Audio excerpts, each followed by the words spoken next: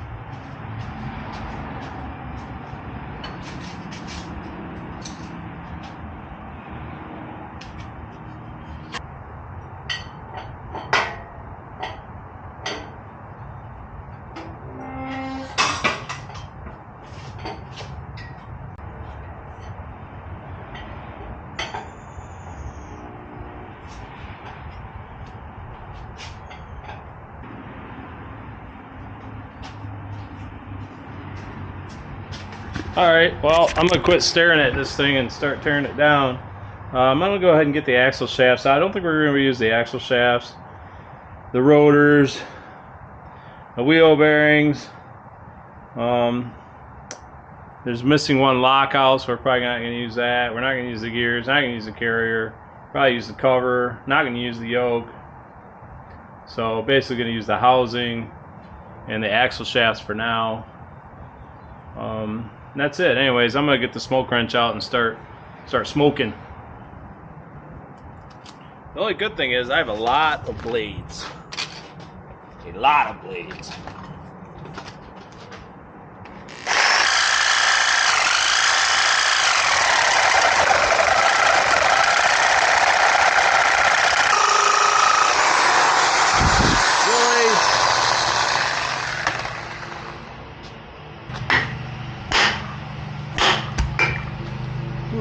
big ass chunk of metal right there.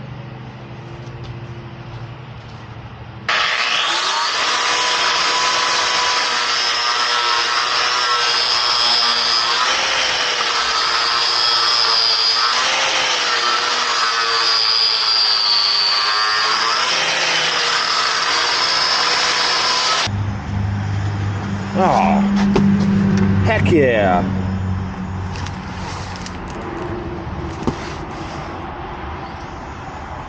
Sweet. Let's get this thing set up.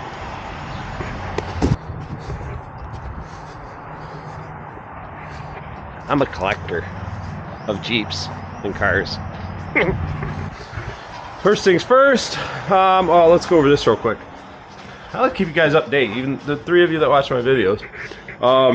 So Dana 60, initially I was gonna build out basically the knuckles and the ball joint eliminators and all that, and then weld the brackets to the knuckles for the steering and all that. But the bracket kit is not coming in, which is also has the brackets for the knuckles, so I can't do any of that. So I just called Artec, and they said that they're waiting on the Johnny joints. So I'm probably going to move on to the locker and the gears and get that out of the way, button that back up. That'll be done for now, and then whenever my parts come in, I'll work on the other stuff. That's it. I have a Jeep show today. I'm gonna mess with the plasma cutter, a couple other things, and that's it. Don't ask about this engine swap. Just don't even talk about it. Don't even mention it. Other than that, that's pretty much gonna be the rest of my day. Got out of work a little early today, so that's about it.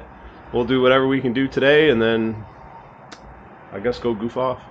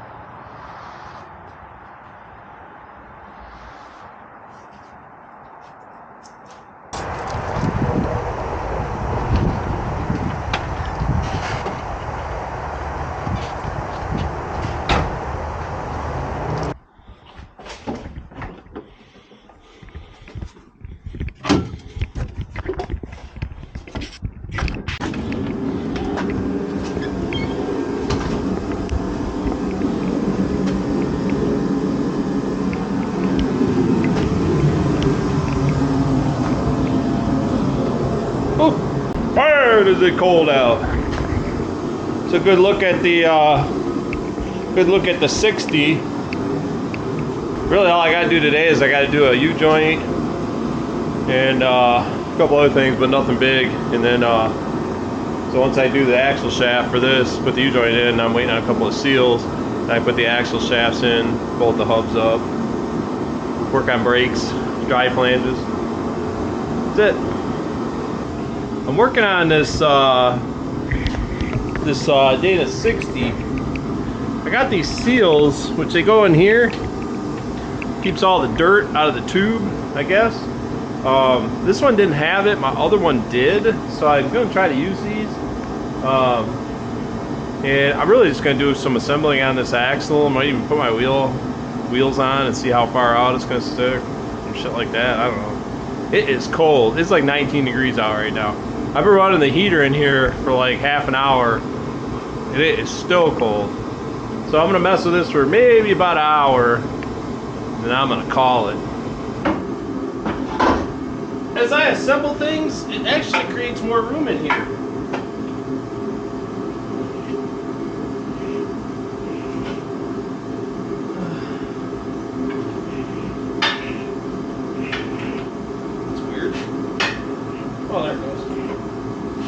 now it's through the seal and the spline and everything. Alright. Fair enough.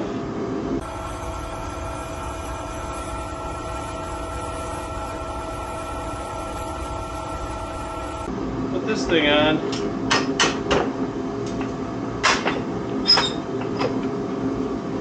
It's got to go down. Yep.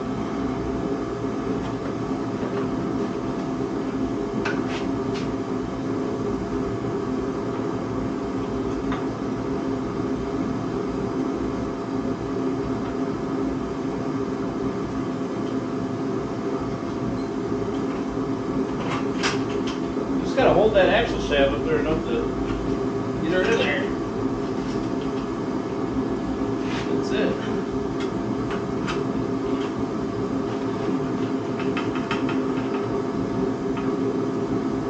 And tap the other one in.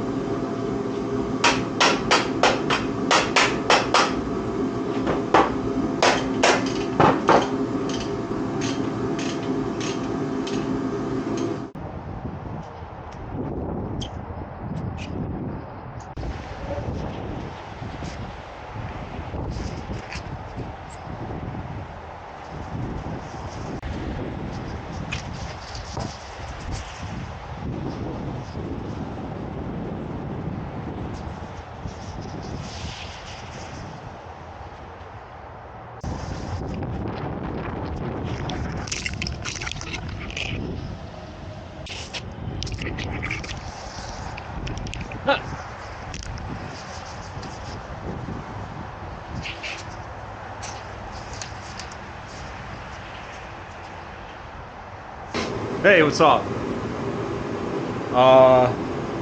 Doing some tires today. Putting some rims and tires together. And I just wanted to mention, like, if you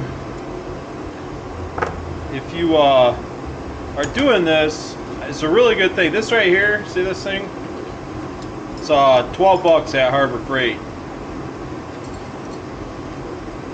And what you do is you get this for 12 bucks. It's got that little clap-on end. And then you get this thing. This thing's like 7 bucks. It's actually a swivel. And you put this thing on here. See if it'll tighten up.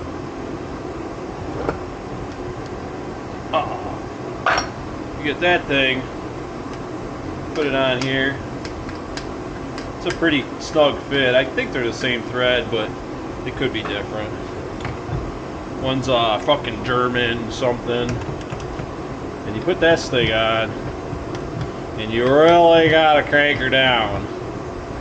And it's gonna fight you a little bit. But you gotta get her down there so she don't leak. Ah. There you go. And then you take this end, and you put this jobby on there.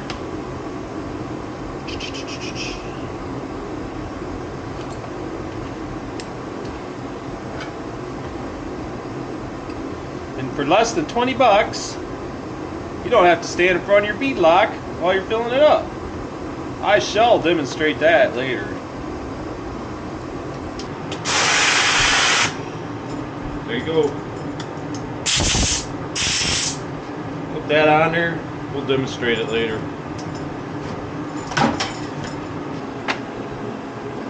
Gotta put this thing in.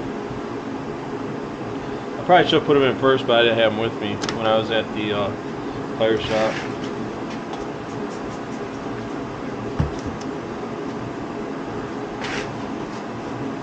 That's a little bit of pain in the ass to stinker up in there, but not impossible.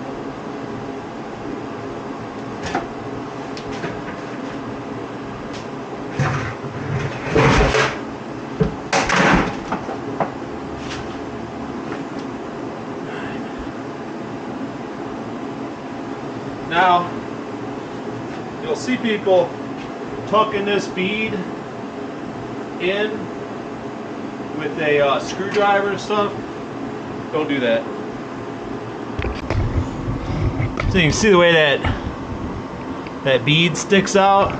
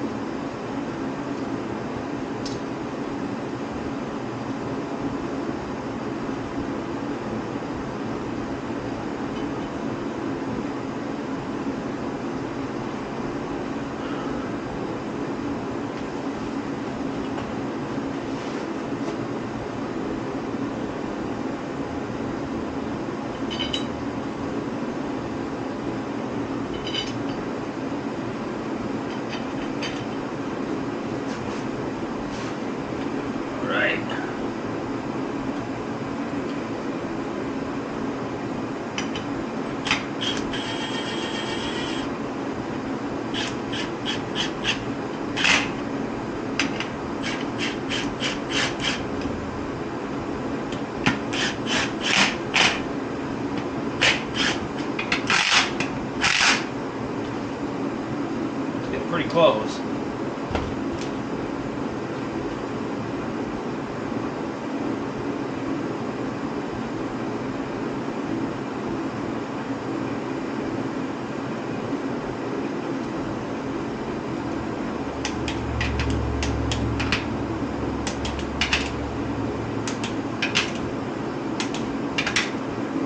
£18 foot-pounds.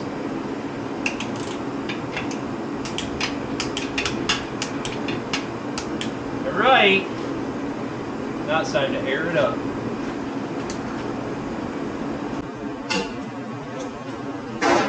Oh no!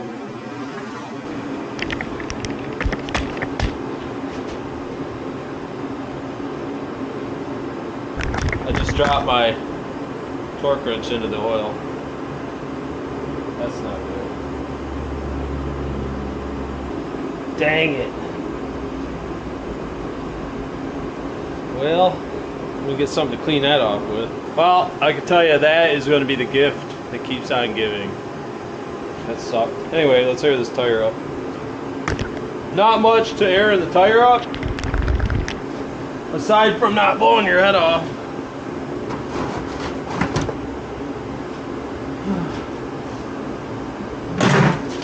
You want to put some on that bead. It's got to do a lot of work to get over that lip.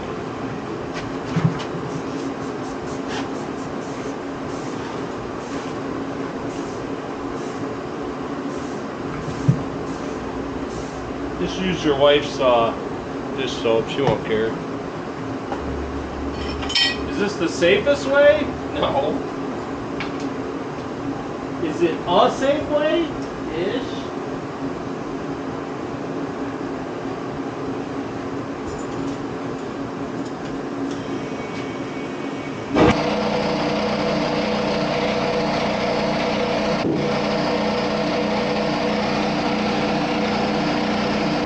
That whole thing took me about 20 minutes or so, which is a lot faster than the weld-on styles. So, you know, these are easier to assemble. So anyways, I got 2 more to do, and I'm gonna knock that out and go in the house and, I don't know, relax, I guess. Well, as much as I hate to say it, it's about 10 degrees out right now. The heat's been running for like half an hour. This is going to be a 2-parter. I know. Bring it on. Anyway, it'll be a 2-parter because I just can't make this into one episode. It would be way too long. So let's call it right there. We'll see you on the next one.